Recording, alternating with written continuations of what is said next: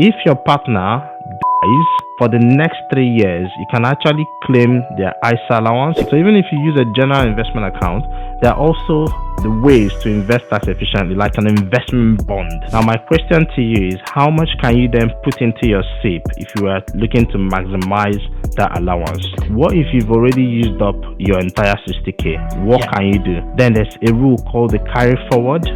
The carry forward means you can use up any unused allowances. You can go back 3 whole tax years to use up all the unused allowances.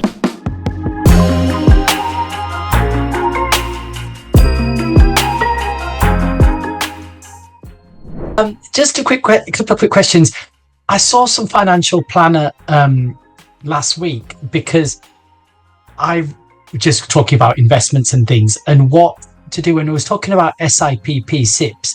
And they said, in order for you to start a SIPP, you have to check with your NHS, I think, reward statement, see how much it is. Now, is the amount you can put in a SIPP based on your NHS contributions from yourself and your employer plus the growth, or just your contributions? Because I think this year I have too much growth in my 95 and 08-15 scheme, meaning I may have tax to pay. And I was thinking of planning investments and using a SIPP. Then they said you need to check. And how do I check that? Which figures are they? Fantastic. Love it. Fantastic question. Yeah, I think this was one of the things we delved in depth in the tax hack. So the bits you're talking about, you want to contribute money to your pension and then invest. So your SIPP is your personal pension. Just to check, I know you've said that, you've told me already, but what's your role? What's your job role? Oh, so I'm consultant urologist. Good. And I've been in the NHS pension for 20 odd years. You've been in the NHS pension for 20 odd years, so you probably were part of the 95 section. Yeah, that's right. About 15 years in the 95 scheme. The 95 scheme. And then 11 years in the 15 scheme. The 2015 scheme, which is the different career average. Now, what the 95 is the final salary bit. Yes. The mathematics around this is this. There's an annual pension allowance every year. This just the same way you have your ISA allowance is 20K. Yes. The annual pension allowance is currently, do you know? No, I don't know actually. Sorry to put you on the spot, but this is what makes our master classes like you take things away from it. The annual pension allowance for 2025-2026 tax year is £60,000. Yeah, £60,000. Yeah. Good. Last year it was £60,000. I think that changed from it used to be £40,000. So you've got to be careful. Oh yeah. Now, how do you work out how much you can put into your SIPP? Number one, you start with £60,000, but then you want to subtract any contribution that is already made to your pension. If you are employed by the NHS, you've had an employer contribution, is 23.7% of your salary, usually. You've had employee contribution, Dr. Joseph, they deducted 12.5%. And I'm giving exact figures now because you told me your job. If you're a brand new junior doctor, it might be 9.8% or a little bit less if you're below 65K of income. But I know you're definitely above 65. So about £1,400 a month goes from my pay slip to pension. That's good. So $1,400 a month. But basically the tier, it will be 12.5% of your income goes into there. So your employer contribution plus your contribution, plus there's usually an adjustment based on inflation. Okay. So this is all together, it contributes to what we call your pension growth, your annual pension growth in your NHS pension, because the NHS pension is a defined benefit pension. It's not the same as like SIPP or private sector pension. It's not based on a pot. It's based on basically a calculated figure. 7. There are 7 steps to take before you even start thinking of investing as a doctor or healthcare professional. Now, this is really important to secure your financial foundation before you start investing. Now, I've covered these 7 steps in a simple guide that I've made available for you in the link in the description. You can download it. It will help you to build a solid financial foundation, avoid common investing mistakes, and also make tax-efficient investment decisions. Start your investment journey the smart way. Download the guide now using the link in the description. and good luck on your investing journey. Now let's get right back to the episode. So that pension input amount, if it's £40,000 in the tax year, what you can put into your SIPP would then be 60,000 minus £40,000. Now we'll come down to the mathematics of it. Sometimes it's boring to do, but we'll come down to the mathematics of it. But basically, what you want to know is that your defined benefit pension, if you've got like £40,000 of pension growth. Now, let it not confuse you. If you say pension input amount, they are the same thing. If your defined benefit pension has given you 40,000 in the tax year, now what you have left is £20,000 because £60,000 is the allowance. Does that make sense so far? Oh yes, I understood about the 60,000 initially. Good. Don't worry, we'll get to the NHS pension bit. Now, what was the difference? If your pension growth was 40k, what's the difference? 20,000. 20k. Good. Now, can you go ahead, if you wanted to max out your pension, can you go ahead and put in 20,000 into your SIPP at that point? Is a trick question. No, I don't think so, because you've got to, do you not have to then add in the pension growth to the contributions? No. Now, we've already mentioned the pension growth is separate. Now, we're looking at your pension growth amount, which includes your contribution, your employer's contribution, the adjustment based on inflation to give you the pension growth, and also the growth factor. I'm assuming that we've dealt with that. We'll come back and look at that number. So I'll just say a quick thing. I don't know if all the doctors on this forum, for the last 15 years, none of my colleagues have understood on our total reward statement that each year from NHS pension, for my 95 scheme, I had £12,000 growth this year, but for the 15 scheme, I had £72,000 growth. And why are those figures different every year? So none of us understood what constituted NHS pension growth. Are you saying NHS pension growth is the contributions for your pension that you pay per month plus your employee? And if that is the case, why are they not similar each year? I thought it was money invested and the growth becomes different each year, because I've never been liable for pension growth tax in the last 5 years, even if I have my carryover years. But this year it's jumped the figures. And now I think I have an amount of tax to pay on the growth. Let me break it down for you. I want to give you the big picture, then we'll come down to the nitty-gritty. Yeah. I said to you, even some financial advisors bungle this bit up. What I want you to get is the big picture first. We've got 60k. We're assuming that we worked out the pension growth, which we'll come back to. We're assuming we worked out the pension growth or the pension input amount, and it's £40,000 in the tax year. Now, what have you got left? 20k. That's the amount that you have left in your allowance. Now, my question to you is, how much can you then put into your SIPP if you are looking to maximize that allowance? Well, I assume 20,000 that is remaining. Okay, and that would be the obvious answer, but that wouldn't be the correct answer, because remember what I said, when you put in money into your SIPP, the government tops it up, right? You get like a boost. Rather than putting 20k, you being a higher rate taxpayer, you're going to get 40% relief, and 20% of it happens automatically. So that your 20k, you're getting 25% net, so that's going to be extra 5k. You can then claim the other 5k, basically. So what you can put in there will be 15k, and then you get the 5k. But you want to be careful, basically, not to hit the maximum. Now, going back, the question will be, what if you've already used up your entire 60k? What can you do? Then there's a rule called the carry forward.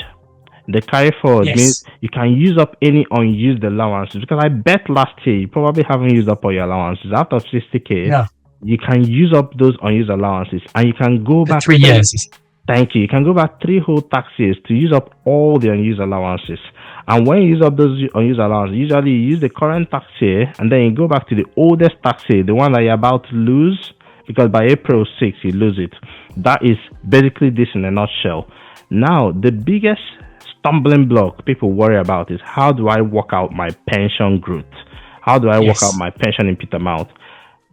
Simple formula, B minus A. Okay, simple is overstating it. B minus A, where B is actually your new pension amount, the end pension amount in the tax year, minus A. So the B is going to be the new pension amount multiplied by 16, okay? I can share this in the group as well, the formula. Yeah. Multiply by 16 will give you the B minus A. Open a new bracket for A. I wish I was writing on the board. A would then be the old pension amount at the beginning of the period, multiplied by 16, and then multiplied by the adjustment based on inflation. What the adjustment looks like is, if inflation is 5%, it will be multiplied by 1.05. So that will give you A. So B here, we're getting really nerdy about it, but that when we do like sort of like in the mastermind and the one-to-one sessions, we work these things out, because then you can then drill down to your situation and work out what is useful for you. That's part of what we do in the tax hack. So that B minus A will give you the pension growth. The pension growth will be the difference between the B and A, and it's not as simple as how much was contributed by my employer or how much I've contributed, because you have to factor in that adjustment based on inflation. Now, that is the hard way to do it. The simple but slow way to do it is to ask your pension administrator, and it's your right, to issue you a pension statement, PSS. They need to give you, and lots of doctors in our mastermind, I don't know how many of you are here already, we've actually gone through this process. Do it tonight, so that if you email them by Monday, it takes forever. It takes a while for them to get you your pension statement. So if you get your pension statement, it shows you what your pension growth was. That way you don't have to calculate it. Once you know your pension growth, you know what is left for carry forward. Like, I'll give you an example, Dr. Joseph. If you find out, like from 2025, 2026, you find out your pension growth was 60K, you have nothing to put into your pension. You can't put money into a SIPP, right? Because you've used up the entire 60K. If you find out your pension growth was 72,000, that doesn't automatically mean that you have to pay tax. Why? Because even if your pension growth was 72,000, but you have unused pension allowance of 20K from the previous tax year, then you could use your carry forward and take advantage of that, you know? So that's what to look at. It's not a simple just A, B, C, D. Usually it's sort of like delve into it. So a clear step you can do now is contact your pension administrator, ask them for your pension statement. Why that is important is this. You can go back 3 years. So we are currently in 25-26 tax year. You can go back all the way to 2022-2023 tax year. In that year, the pension, do you know what the pension allowance was? The annual allowance was? Just a quick guess. 40,000 was it? Excellent, perfect. So it was 40K. So you're very unlikely to find any leftovers there. But I've seen people who've seen like £5,000. But whatever you don't use in that tax year is gone by April. And then that means from 2022-2023, unused allowances, you can use it. 2023-2024, unused allowances, you can use it now. And all that. So you can go back 3 years. That means for someone like me, if you're not an NHS consultant, I could actually use up £180,000 if I haven't used any of my pension allowances. Okay, I can't use 180,000 obviously, because you must have contributed to a pension to be able to make use of. You must have contributed to pension in a tax year to be able to make use of carry forward. Does that make sense? Yeah. And then the last quick question was, most people are saying, like you said in your thing, if you're making savings investments, you try to put 20,000 in a stocks and shares ISA. No, I didn't say 20,000. It's just an example. I mean, you can maximally put 20,000 in a stocks and shares ISA. Yes. If you, God forbid, have more money to invest, once you've maxed out your stocks and shares ISA and you have another few thousand in a year, do you recommend putting that in like an investment fund, even though that is still tax thing, if you want to invest for long term? Lovely question. And then why God forbid? No, it's a good thing if you have more money to invest. I mean, most of the people in the mastermind anyway invest beyond 20K. So what could you do? Number one, let's assume you're a higher rate taxpayer. Where I would start would not be my stock and shares ISA. If I've got like pension allowance and I've got like 20K left unused over the last 3 years, I'll use that first. Right. Okay. Why do I use that? Because I'm going to get 40% tax relief on it, which is basically like my money is boosted by 50% net. If I put in like the same 20K, I end up with 30K when you count the automatic refund from the SIPP account and then the other refund I claimed through tax relief. So 20K already used up. Let's assume you've used up that allowance. You still had money to invest. Then you turn on your stock and shares ISA. You could use the 20K. Let's assume you've used up that allowance. You still had money to invest. This is where having a family, if you're in a family or you're married, you could actually turn on also those gears. For instance, you have a partner who hasn't used up their entire ISA allowance. You could use up that stock and shares ISA allowance in their name. In fact, this is a good point to mention. It's a bit sad, but it's also something that is true. If your partner dies, for the next 3 years, you can actually claim their ISA allowance. You can use up the ISA allowance. That means you get 40K. Now, we're not hoping for any of that, and I'll borrow your words. I'll say, God forbid. But it's good to know. It's good to know that, okay, if that happens, I call it inherited ISA. That's not the official term, but you have an ISA allowance of 40K. But even if your partner were alive and they weren't using their full ISA allowance, here you go. Use up that extra ISA allowance. Are we done? No. Have you got kids? If you've got kids, I've seen like your lovely kids show up. Every child in the UK has an ISA allowance of £9,000 that they can use. So in a family of 2 adults and 2 children, you've already got 58K in ISA allowances to play around with. You haven't even started with your pension allowance, which is where I will start. Now, is that the end? No. I invested in a startup. What do? I do it through SEIS. So this is a startup company. The government gives me 50% tax relief on it. Is that the end? No. So you have to explore all these options before you then use a general investment account. So even if you use a general investment account, there are also the ways to invest tax efficiently, like an investment bond, which is a little bit outside the scope of this discussion. But then at this point, you start paying capital gains tax. Okay, let me just say, I promised earlier on, the doctor who had up to 100K, what he could do at the beginning, for instance, he can start taking his capital gains allowances. He can sell off some of those shares. What I did in my own situation, when the Labour government increased the capital gains tax, before they increased it, when I was writing about it in my weekly newsletter, everyone was saying they're going to increase this stuff. What I did is that I sold off all my shares that were not in an ISA and bought them back in an ISA. So, of course, by then I was going to incur capital gains. But remember, there's a £3,000 capital gains allowance per tax year. If you've got £3,000, that means right now is very crucial. This is one of the things we actually delved into deep in the tax hack. One of the things is crucial is between now and April 5, you've got that £3,000 capital gains. So if you sell just enough to take £3,000 in capital gains, the next day, April 6, you have a new fresh allowance that you could also, sell just enough to get.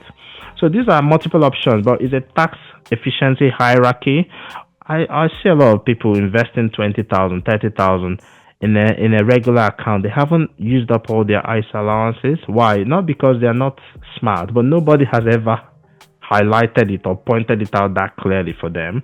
And sadly, I've seen people who actually they have an advisor, a financial advisor, accountant they're paying. I don't think it's because the advisors don't know. Sometimes it's like some of them might not. I don't know if they care enough. When is your money? I'm going to be frank. Because when someone has an accountant, and when we went through the tax hack, we got people who were like, why didn't my accountant tell me that I could claim use of my home as an office since I work as a company, or that I could use my company to buy a limited company, to buy an electric car? Sometimes the accountant doesn't know that that's what you're doing, and sometimes they just couldn't be bothered. Yeah, so that's it. That's the whole point of being in charge of your finances. Well, I hope that helped. I'm just going to take a few more questions. Is that okay? Of course. Fantastic. No problem.